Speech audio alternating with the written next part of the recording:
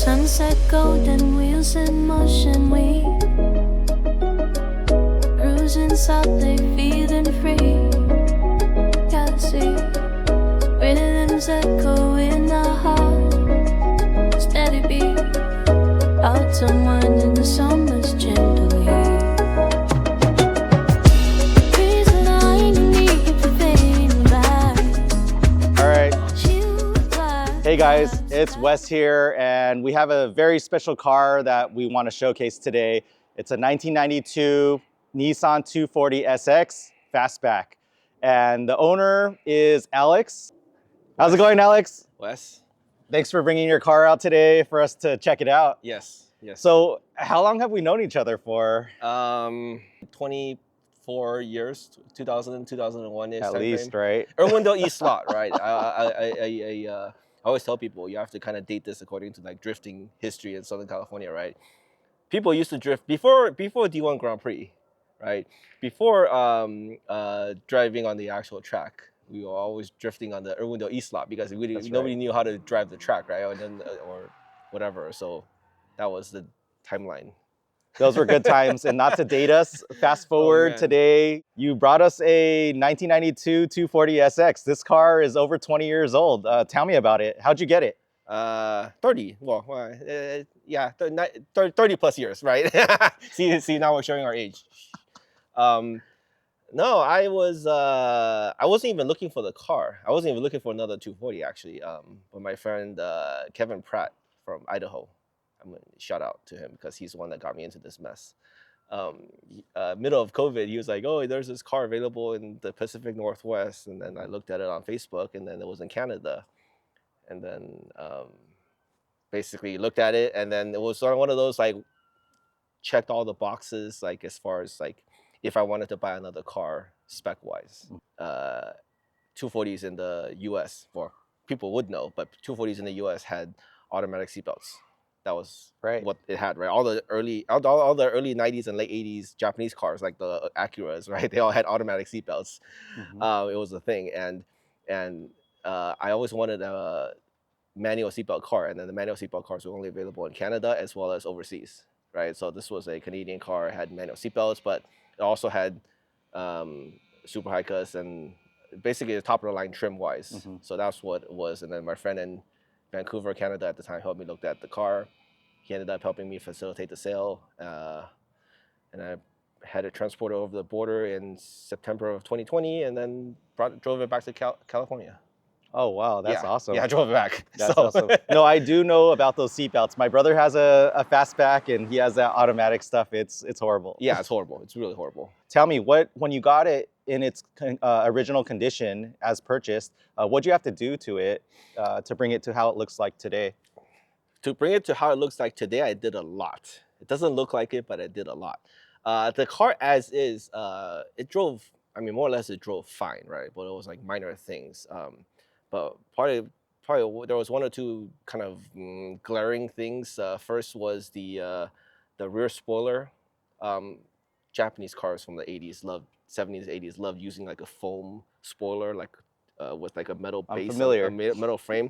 But then the metal frame itself is not treated, right? So it rusts over time by itself. It will absorb moisture, and you could let it sit outside and by itself, and even like this, right? It'll just rust inside out, and then it'll warp and that kind of stuff. So it had that. The rear hatch had a little bit of rust on the surface as well. So that was one of the major things that needed to be fixed. The other thing was the battery tray. The battery tray, the factory battery just vents gases, right? So there's corrosion. So the battery tray was also rusted. Those are very common on 240s in general across the board. So those were the two of the major things I fixed. But everything else was more like, when I got the car, I had to kind of make a decision early on in terms of what I wanted to do, right? You know, do I want to sell it? Do I want to keep it a long time? Do I want to keep it but do things to it? And also, but more importantly, I needed to decide if I wanted to restore or preserve, because those two paths are different, right? If you restore, obviously you repaint, do all this other stuff, refresh, whatever. But when you preserve, you're not touching things, right? So at some point I had to make a decision. So I ended up keeping the car to preserve it. So a lot of like, besides the detail stuff, my friend Eric helped me do the detail, but I ended up spending a lot of money on PDR. Like nobody in their right mind would pay like $1,500–1,600 for a PDR just to get rid of all the dents on the car. But I got rid of every possible dent on the car, you know, body wise, right? So now the body is straight, but then in the process, I didn't have to repaint the car. I've known you to do drift competitions from back in the day. How did you keep this car off the track and in your garage and just driving around the streets? The weird thing for me for drifting was that for me it was never drifting. For me, I was like always how like Moto from Club Voyage said, it was like car control, right? He always emphasized that car control, right? And even Tommy from Speed Trial before would be like, you could do track days, but you couldn't call it drifting. You had to call it car control group. I wouldn't be able to do it with this car, but for many reasons. Not a car you would drift, first of all. Second of all, the condition of the car, all these things factored in, right? But even if this car had, you know, 200,000 miles, it's also one of those like I wouldn't build another drift car if unless the car was already in pieces or needed to be rebuilt from the ground up, because there's a lot of things I would do different the second time around building another car, right? And that kind of stuff, right? So I wouldn't have used a street car as a basis for building a drift car. Yeah. Is that so? So I'm going to ask you some questions. You could Yes. answer just a simple yes or no. Has this car ever been to the track? No. Have you ever done donuts in this car? No.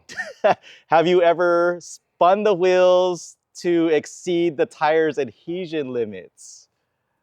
No. Oh, that's pretty good. What's the farthest you've driven? That's a trick question.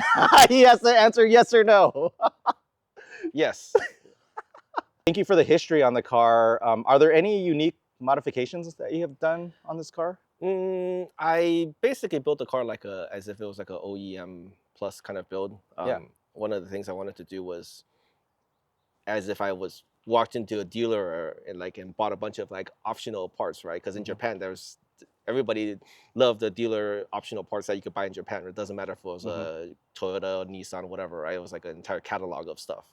And so I did all Nismo suspension, like, you know, as when I refreshed all of the stuff, because I needed to change out some of the bushings anyways. So that was one of the goals behind that. Like the wheels, for example, I came across the wheels by accident because somebody had wheels on sale on Facebook. Turns out the wheels were brand new. The manufacturer date of them was from like 1999 or something like that, but they had never been installed on any cars. It was like sitting in boxes. It's just there for like 20 years. But also the other thing too is because this is a Canadian car, it has the manual seat belts, so manual seat belt and interior trim, and those are, it's not just the actual belts, but the actual like the interior trim itself, the A and B pillar trim pieces as well as the headliner. Those are unique for the manual car.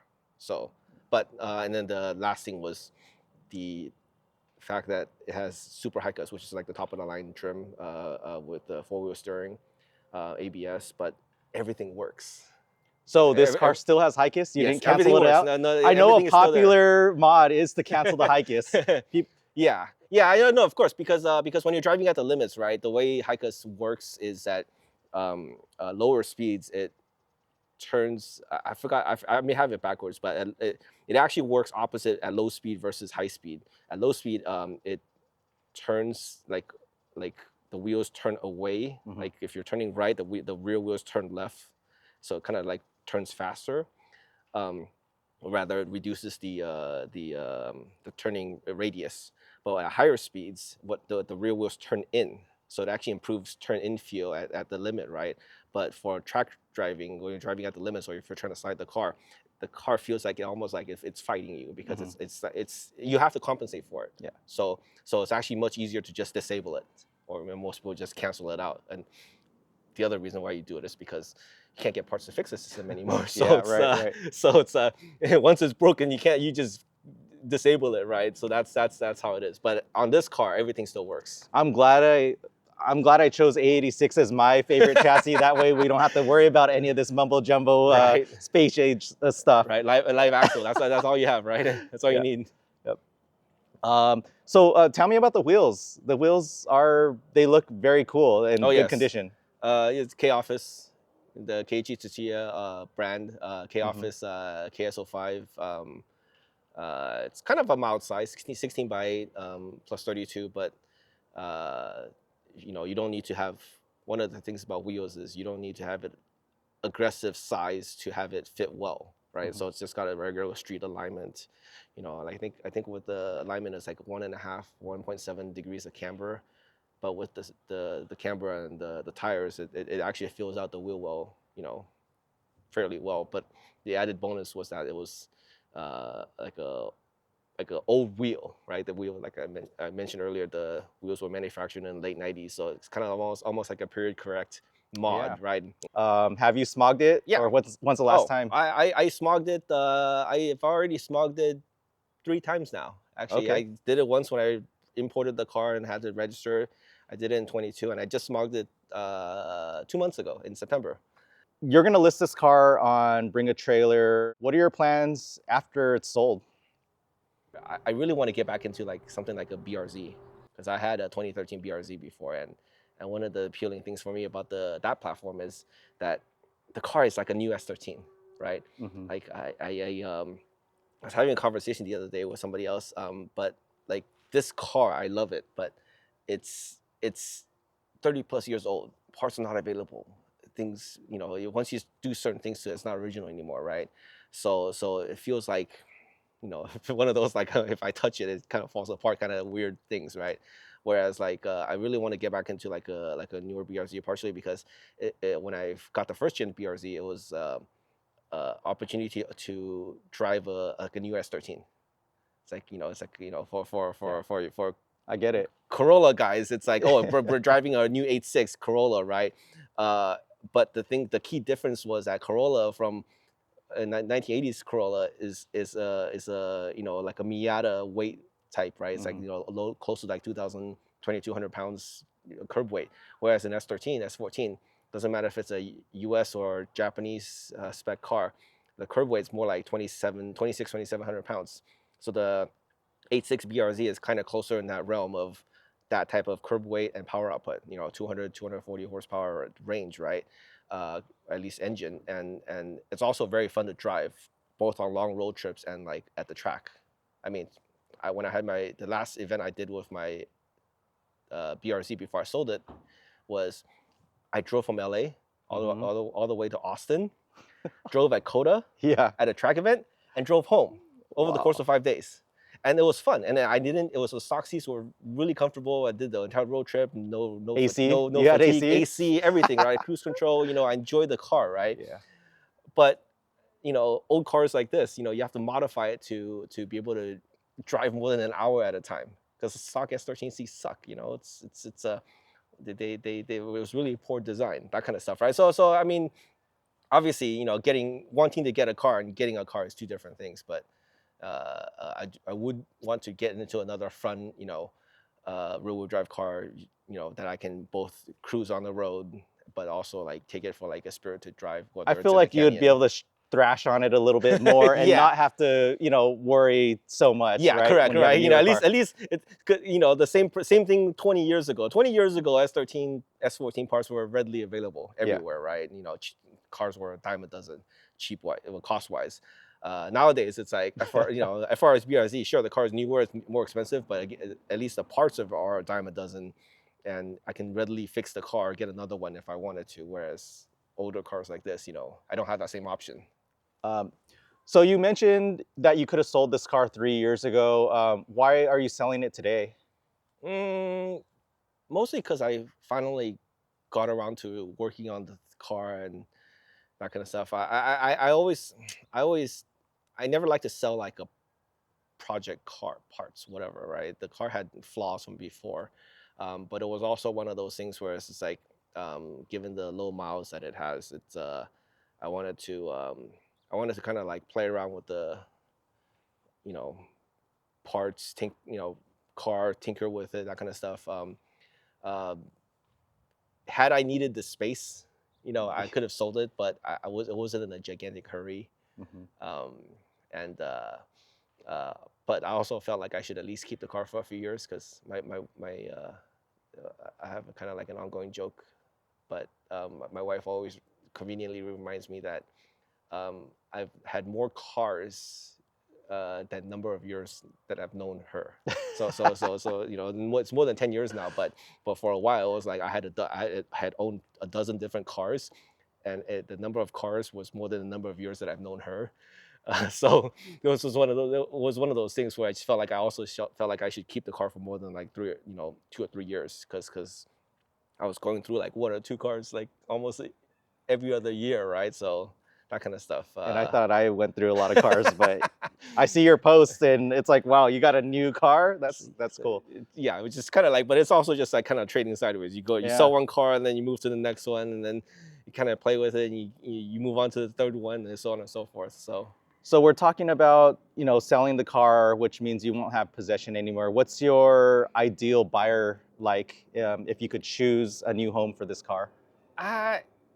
Honestly, somebody that actually appreciates the history of a car, not just like a chassis or a make, right? But the individual history of that car, because over the last 3-4 years now, working on the car and that kind of stuff, right? Even doing all the research beforehand, and my personal knowledge of the 240 chassis as a whole, I know a lot of things about the car as far as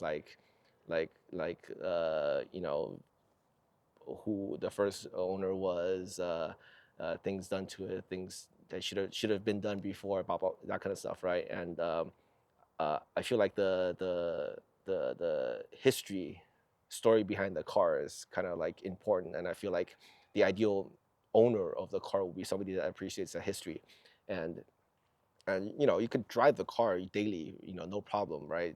But there are certain things obviously that you can't do anything about, such as like replacement parts. But having said that, somebody that can appreciate the backstory and be able to enjoy the car with that in mind is probably the most ideal type of buyer I could find. Yeah, that's cool. And hopefully they don't, try to take it up the Angeles Crest and slide every corner, because it doesn't have the power for that. Yeah. No, I understand what you're saying. When I'm looking to buy a car, I look for that history, especially something this pristine. You sometimes question like, hey, is this car real? Is it authentic, right? With the history kind of verifies that. So I would like to make you an offer on this. So and let's make a game out of this. So I have something in my pocket. I'll trade you what's in my pocket. I'll give you 2 chances. I'll trade you what's in my pocket for your car. Would you agree to that? No. Sight unseen. No. You don't know what's in my pocket. It could I don't know what's in your pocket. It could be 50K cash. I don't know. It's kind of thin for 50K cash. Maybe I'm used to watching movies, right? But usually when I just rewatched Fast and Furious, right? So Fast and Furious, when they're doing the drag race, they're talking about the drag racing for 2K cash, right? 2K, right? They were talking at Race Wars, and they bust out a wad of cash that's supposed to be $2,000. So that's my reference point. So if there's 50K in there, I'm sorry, like you have like a cavity, like a hole in your chest, and it's hiding 50K cash. All right, I'll show you what's in my pocket. I'll give you a last chance after you take a look at what it is. This is a BGS 9.5 Charizard card. You want to trade this for your car? We'll do it right now. We could shake hands on it. No, because I have no idea what any of that stuff actually means. It's a Pokemon card. Yeah, Charizard. I don't do Pokemon at all. You're wearing a Star Wars T-shirt. Yeah, come on, different. You should know this stuff. If you told me you had a 1977 original movie poster that was signed by all the original cast members, authenticated, then yes, maybe I would consider that trade. But Pokemon is like, what's Pokemon like? Pokemon is like talking to me about football. I actually don't care about football. So it's like one of those things that has no effect on me. It's like, all right, there you go, guys. So if you're on Bring a Trailer and you're gonna bid on this 1992 Nissan 240 SX, make sure what you're bidding on is gonna be more than the value of a Charizard. Thanks for watching.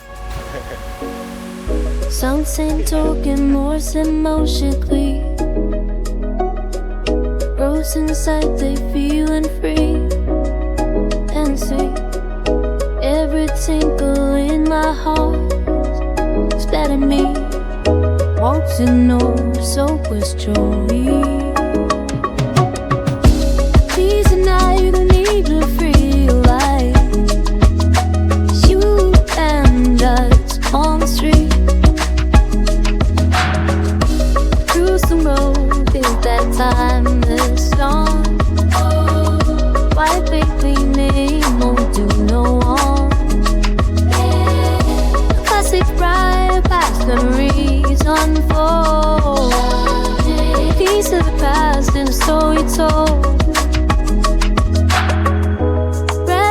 bench and feel the night rolling on under city lights, catching glances in this clean machine.